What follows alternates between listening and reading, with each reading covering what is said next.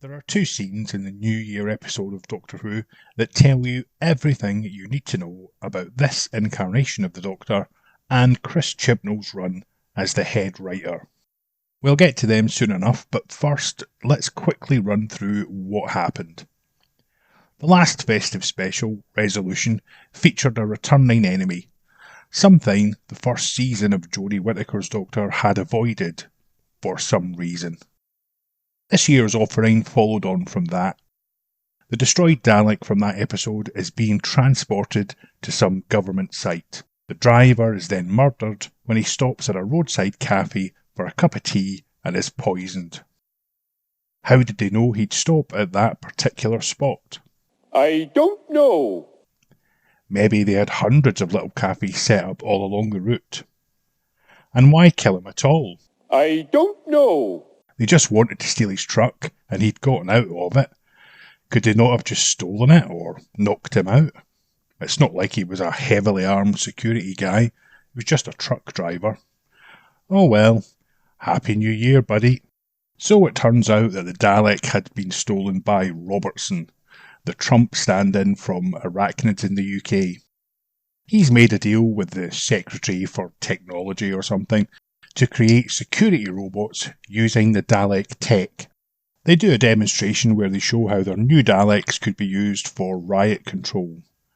It can spray water and CS gas at people. Why can't they just get a person to do this? Meanwhile, our hero, the Doctor, is in space jail a bazillion light years away. She's going through her mundane life and reading Harry Potter to herself at night.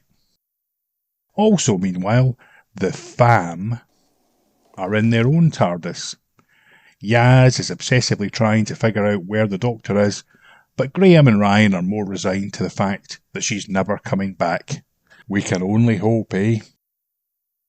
They have footage of the riot demonstration from earlier somehow, and decide to confront Robertson. So they do that, and he just tells them to piss off. He doesn't even know what a Dalek is.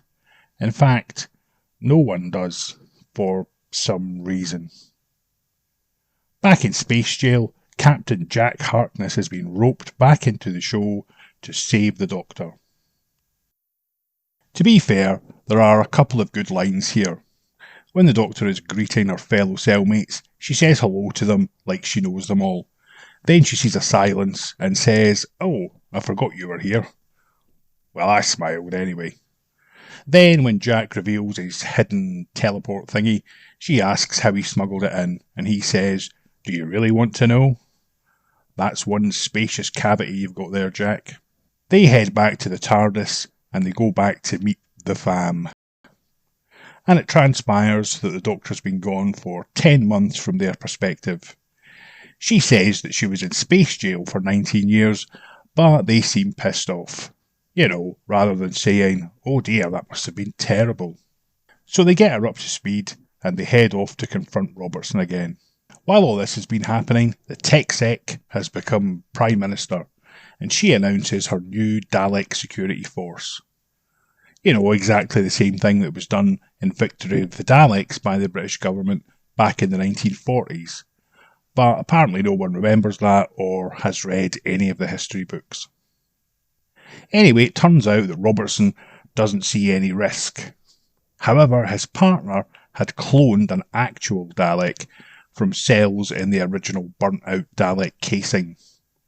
And it takes control of him and somehow manages to have hundreds more cloned. The gang find the cloning facility in Japan, but the cloned Daleks manage to teleport into the Dalek casings somehow. So now the Daleks start exterminating everyone, because they've been fitted with actual weapons somehow. Things look bad, so the Doctor decides to alert other real Daleks about what's going on, knowing that they won't take kindly to these new mutated versions.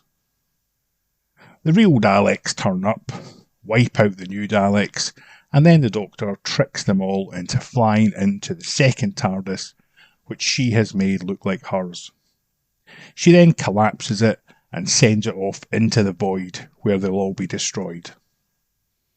And it's a Happy New Year ending. Except for all the people who died, including the new Prime Minister, although, to be fair, she had it coming. And that's pretty much it. It's not a good episode by any means, but it's not terrible. So what about the two scenes that sum up this Doctor's run? Well, in one scene, Ryan asks the Doctor what happened at the end of the Timeless Children episode, and she says that she doesn't know who she is anymore and everything has changed.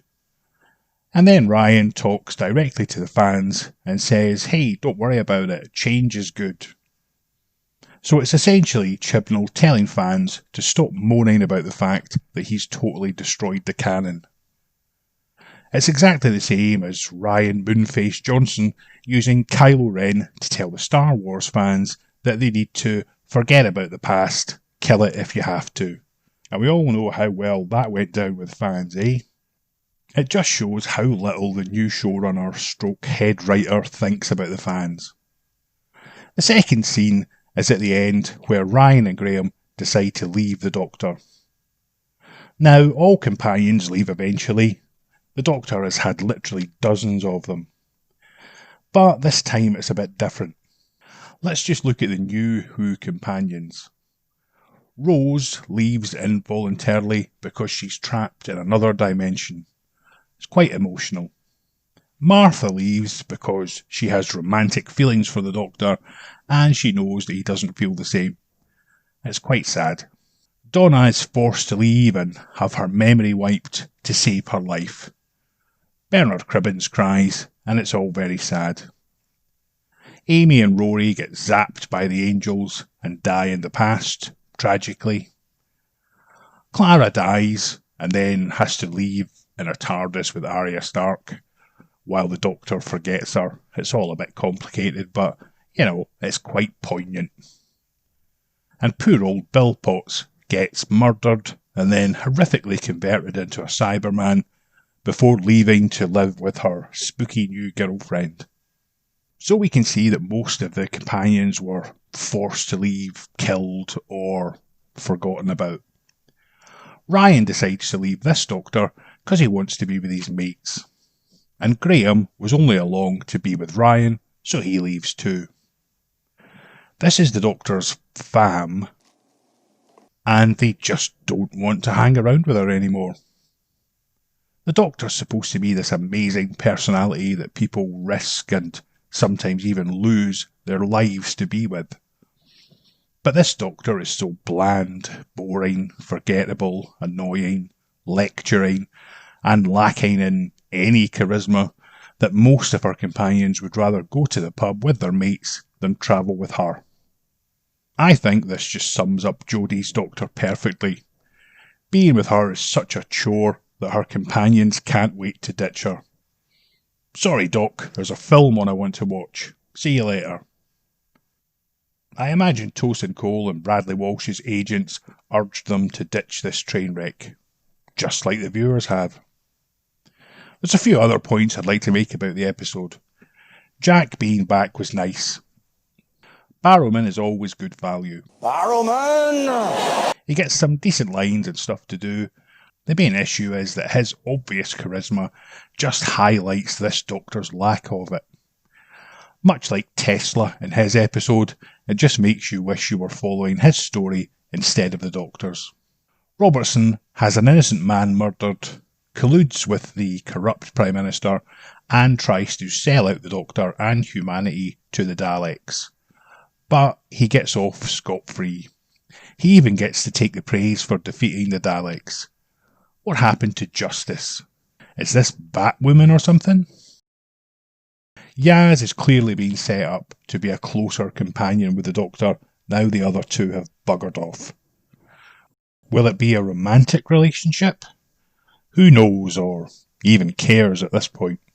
And so we end this episode with Ryan trying to ride his bike again, just like the first episode he was in, and he still can't do it. No progress has been made and nothing learned. To rub in the fact that being with the Doctor has been a complete loss for them, Ryan and Graham see a vision of Grace, who died in Jodie's opening episode. What was the point of this? I don't know. Was the Doctor just trolling them? The after credits scene introduces us to our next new companion, played by John Bishop. For those of you that don't know, he's a British stand-up comedian. No doubt he's brought in to try and introduce some personality to the show. He'll have to work hard not to be sucked into the charisma black hole generated around Yaz and the Doctor. We'll find out in the spring. I hope you enjoyed this short review. I'll be trying to do more of them in 2021. If you did, remember to like, comment, share, subscribe, ring the bell, paint the melon, whatever you like.